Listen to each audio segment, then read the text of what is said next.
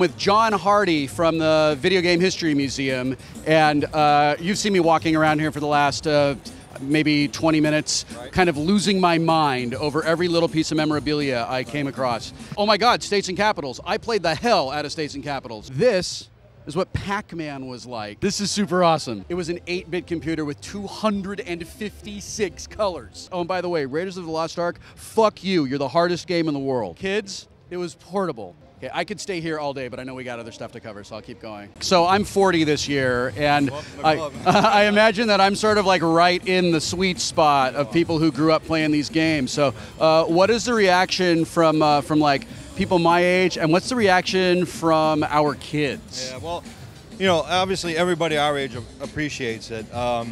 You know, every year we come here, people are like, forget Sega, forget Sony and Nintendo, this is the best booth in the show.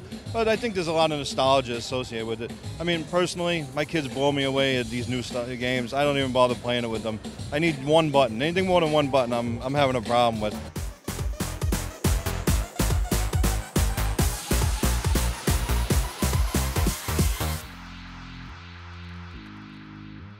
I want to show you what was the biggest deal in the world in 1987. This is the Nintendo Entertainment System.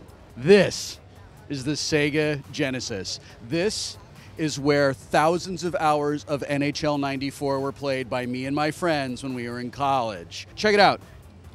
You can play Donkey Kong in your living room on this computer. I wonder if we can, no. Listen, it's been 27 years since I touched one of these things. One of the things I really loved about these games when I was a kid was the box art, because like the graphics weren't very much to look at, but they super encouraged you to use your imagination to sort of fill in the gap between the promise of the game and what the game actually was. And things like this, like when I was playing this game with my overactive nerd imagination, I was able to see this in my head instead of sort of exactly what the game was.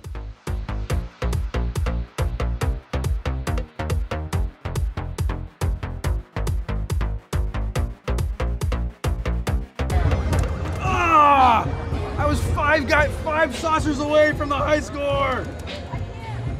Classic console gaming, and especially video arcades, are to my generation what drive-in movie theaters were to my parents' generation. It's like a huge part of our culture, a huge part of our coming of age, and a really important part of how we defined ourselves when we were kids. And they're just gone. They're just not even there anymore. And it really means a lot to me that that you're doing this, that Fun Spot still exists, that Ground Control exists. Great, yeah. So thank you very much for helping to keep our culture alive. Helping to raise the awareness. I appreciate it.